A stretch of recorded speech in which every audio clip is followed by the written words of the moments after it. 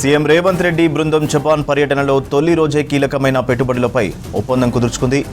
జపాన్కు చెందిన వ్యాపార దిగ్గజం మారుభిని కంపెనీ తెలంగాణలో పెట్టుబడులు పెట్టేందుకు ముందుకొచ్చింది. హైదరాబాద్ ఫ్యూచర్ సిటీలో నెక్స్ట్ జనరేషన్ ఇండస్ట్రియల్ పార్క్ ఏర్పాటు చేసేందుకు మారుభిని కంపెనీ సంసిద్ధత వ్యక్తం చేసింది. టోక్యోలో ఆ కంపెనీ ప్రతినిధులు ముఖ్యమంత్రి రేవంత్ రెడ్డిని కలుసుకున్నారు. ఇండస్ట్రియల్ పార్క్ ఏర్పాటుకు సంబంధించిన ప్రతిపాదనలు, పెట్టుబడులపై చర్చించారు. దాదాపు 1000 కోట్ల పెట్టుబడితో మారుభిని కంపెనీ ఈ ప్రాజెక్టును చేపట్టనుంది. దశల వారీగా ఫ్యూచర్ సిటీలో 600 ఎకరాల్లో ప్రపంచ స్థాయి నెక్స్ట్ జనరేషన్ ఇండస్ట్రియల్ పార్క్ను అభివృద్ధి చేసేందుకు ప్రతిపాదనలు తయారు చేసుకుంది.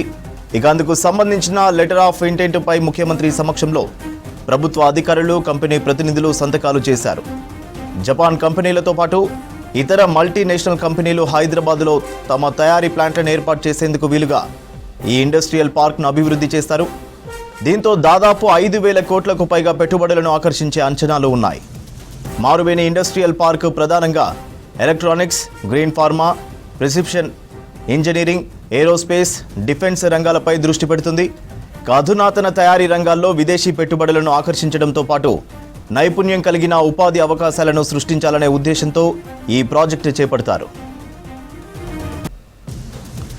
హైదరాబాద్లో కొత్తగా అభివృద్ధి చేస్తున్న ఫ్యూచర్ సిటీకి మారుభినికి స్వాగతం పలికారు సీఎం రేవంత్ రెడ్డి. ఫ్యూచర్ సిటీలో అభివృద్ధి చేసే మొట్టమొదటి పార్క్ ఇదేనని అన్నారు.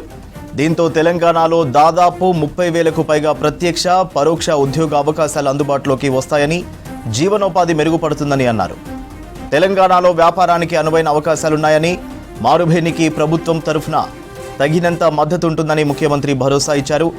దేశంలోనే మొట్టమొదటి నెట్ జీరో సిటీగా ఫ్యూచర్ సిటీ అభివృద్ధి చెందుతుందని, అందులో మారుభిని పెట్టుబడులకు ముందుకు రావడం సంతోషంగా ఉందన్నారు.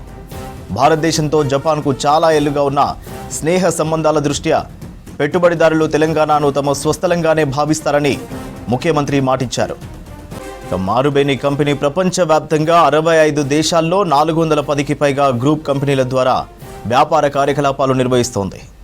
ఆహారం, వ్యవసాయ ఉత్పత్తులు, లోహాలు, గనులు, ఇంధనం, విద్యుత్, కెమికల్స్, మౌలిక సదుపాయాలు, finance, leasing, real estate, aerospace, mobility రంగాలలో ఈ కంపెనీ అగ్రగామిగా ఉంది. ప్రపంచవ్యాప్తంగా దాదాపు 50,000 మందికి పైగా ఉద్యోగులను నియమించింది.